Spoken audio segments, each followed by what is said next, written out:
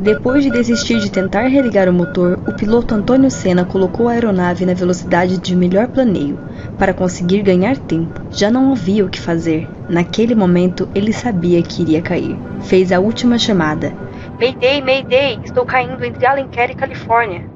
Olá, curioso! Meu nome é Jamile e eu vou te contar a história incrível de um piloto que vivenciou algo extraordinário quando o motor de seu avião parou enquanto ele sobrevoava a maior floresta do mundo. Antônio Senna atendeu a ligação de um piloto amigo. Recebi um trabalho de 4 dias, mas não estarei disponível. Você não pode me cobrir?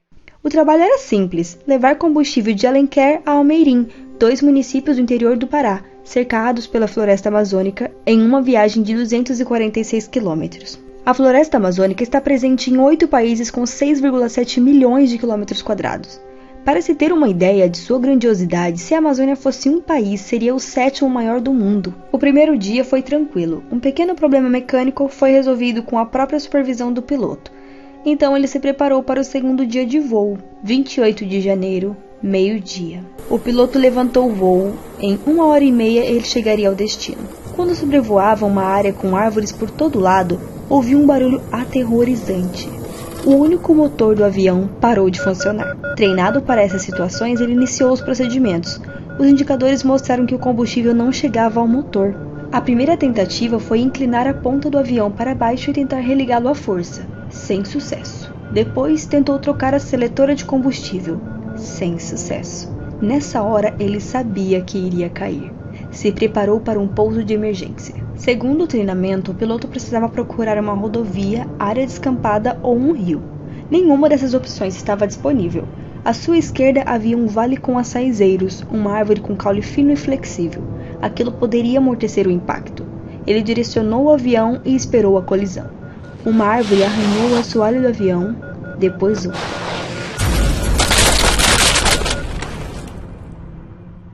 Abriu o olho e estava vivo. Com medo do avião pegar fogo, ele encheu sua mochila com alguns itens e correu para se afastar do local do acidente. Então o avião explodiu. Uma grande coluna de fumaça apareceu na floresta, mas o piloto estava salvo. O treinamento ensinava que as primeiras equipes de busca seriam enviadas em poucas horas. Era só ficar próximo aos destroços para ser achado. Ele não sabia quanto tempo ficaria ali, então precisava se preparar para o pior. Se não o encontrassem rápido, ele teria que passar a noite na selva. Ele começou a procurar galhos e folhas de árvores para fazer um abrigo. Na sua mochila tinha pouca água, um celular, sem sinal, é claro, alguns refrigerantes e pães. Era o suficiente para não morrer de fome. Só nesse momento percebeu os ferimentos. Os joelhos estavam inchados, uma costela doía muito e alguma coisa havia rasgado suas costas. O sol desapareceu e a escuridão tomou conta da mata. Dormir na floresta é extremamente perigoso. Cobras, onças, escorpiões podem aparecer a qualquer momento. Na escuridão, o piloto não conseguia enxergar o que estava próximo ao seu abrigo. Ele só ouvia os barulhos. Sua imaginação tratava de fazer suspense. É uma onça? Um porco selvagem? São galhos caindo? Não era nada. A noite passou. No segundo dia, barulho de aviões foi ouvido na floresta. Ele sabia que o resgate estava próximo e o achariam. O som estava bem longe de Antônio. Ele percebeu certo padrão na forma como os aviões passavam.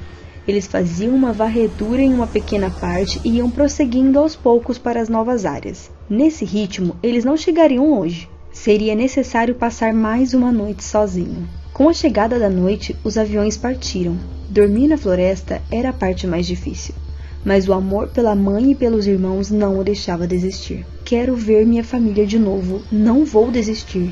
No terceiro dia, os aviões estavam mais próximos. Ele fez as contas. Talvez amanhã eles sobrevoem a área que estou. No máximo, depois de amanhã chegam aqui. 1 de fevereiro de 2021, 5 dias após o acidente. No quinto dia, eles passariam por onde o piloto estava. Percebendo que finalmente a ajuda chegaria, ele correu. Pegou alguns sacos brancos e fez sinal. Ele viu os aviões sobrevoando e tentava desesperadamente chamar a atenção deles. Não havia sinalizadores, então ele gesticulava e gritava tentando se fazer ser visto. Antônio era um pequeno ponto e uma imensidão de árvores. Os aviões passaram por cima dele, mas não o viram. Aos poucos foram se distanciando. Eles não voltariam a procurar naquele local. Os pães, a água e o refrigerante acabaram. Para sobreviver, ele precisaria sair de lá. Não podia mais esperar por ajuda. Se eles não puderem me achar, eu mesmo vou sair daqui. Andar na floresta amazônica não é tão simples como imaginamos. Muitas áreas têm mata muito densa. Depois de 30 minutos andando, o piloto só havia se deslocado alguns metros. O mato alto e os cipós entrelaçados faziam uma barreira muito difícil de passar. Aquele foi o momento onde ele desistiu.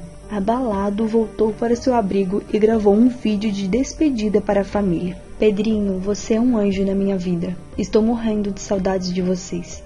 Mariana, te amo muito. Ingrid, estou com muita saudade de estar ao seu lado. Amo vocês todos, do fundo do meu coração. Logo depois de gravar, ele pensou: eu não posso morrer aqui. Eu quero ver minha família de novo. Já anoitecendo, ele conversou com Deus.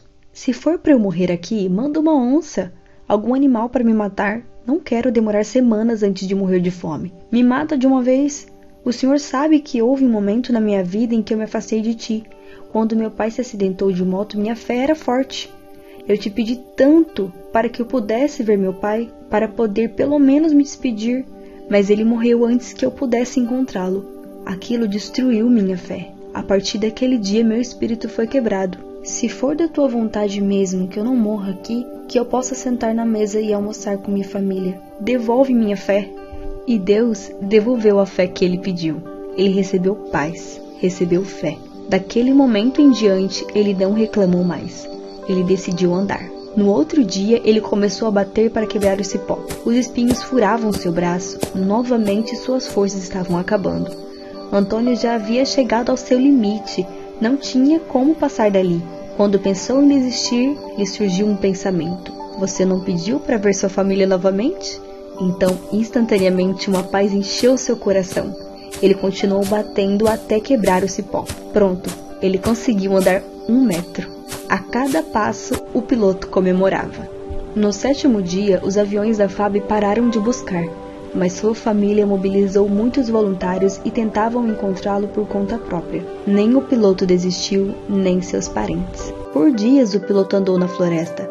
Assim que amanhecia, ele começava a andar em direção ao sol. Sozinho no meio da floresta, o barulho de vento começou. Uma possível tempestade amedrontava o piloto.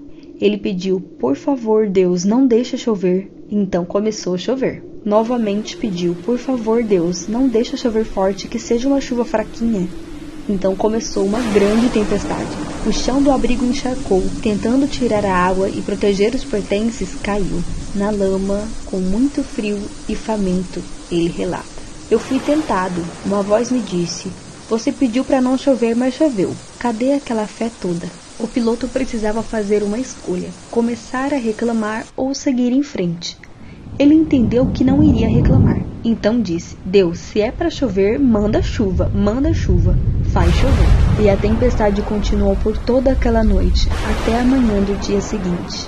O piloto já não tinha mais noção de quanto tempo estava na floresta. Sem alimento, ele estava fraco e lutava para sobreviver. No seu caminho apareceu uma linda cachoeira. Ele apreciou a criação de Deus e agradeceu por aquele momento. Ele entrou na água, mesmo faminto, ferido e cansado. Depois do banho, saiu renovado dali.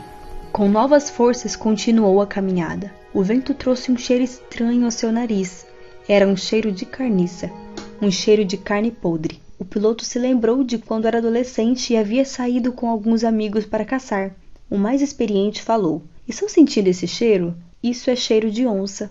O sangue da presa fica no pelo e traz esse odor característico. Rapidamente, Antônio se preparou para um combate. Ele sentiu o coração disparar e um frio na barriga. Ele não viu a onça, mas o vento trouxe o cheiro dela. Ela estava próxima. Os barulhos naturais da selva o alarmavam. A escuridão não deixava ele saber se era a onça ou apenas galhos caindo. Ele não tinha defesa. A qualquer momento o animal poderia atacar. A noite foi longa. A onça não apareceu. Alguns dias passaram. Seu corpo estava muito fraco. Ele tinha muita dor no corpo devido à falta de nutrientes. As câimbras atacavam constantemente. Se alimentava de frutas que encontrava no caminho. Era o fim do dia, ele já estava montando o abrigo. Um barulho distante soou. Parecia o som de uma motosserra. Era tarde demais. Sair à noite seria muito arriscado. O piloto preferiu ficar e passar a noite ali. Na manhã seguinte, o mesmo barulho apareceu. Rapidamente ele desceu a serra. O barulho vinha de algum lugar depois do igarapé. Um riacho com forte correnteza. Se quisesse chegar ao barulho, deveria tomar uma difícil decisão. A margem do seu lado era muito melhor para sobreviver. Ali tinha os materiais para o abrigo. Fora que, talvez, ele não tivesse força suficiente para nadar. Mas Antônio sabia que para encontrar sua mãe e seus irmãos teria que passar por mais aquele desafio. Ele começou a nadar. Com dificuldade chegou ao outro lado. A mochila, o tênis e as roupas estavam encharcados, pareciam pesar 20 quilos. Fraco, ele continuou a caminhada. De longe viu um tecido branco. Era uma lona branca. Mais adiante viu algumas ferramentas. Mais alguns metros, ele viu 2 homens de costas. Eles estavam colhendo castanhas. Oi, você tem alguma coisa para comer? Os homens se assustaram. Antônio estava há 36 dias perdido na floresta. Parecia um fantasma. Já não tinha mais cheiro humano, cheirava a selva. Talvez tenha sido por isso que a onça não o encontrou. Ele se apresentou, os homens logo providenciaram comida e água para o piloto. Eles faziam parte de um grupo extrativista de castanhas. Nós não deveríamos estar nessa altura do rio, mas houve uma tempestade nos últimos dias que fez o nível da água subir muito. Por isso chegamos até aqui. Naquele momento, Antônio se lembrou do dia que ele pediu que Deus não mandasse chuva. Mas Deus mandou uma tempestade. Os castanheiros ligaram para a família do piloto e planejaram finalmente o reencontro.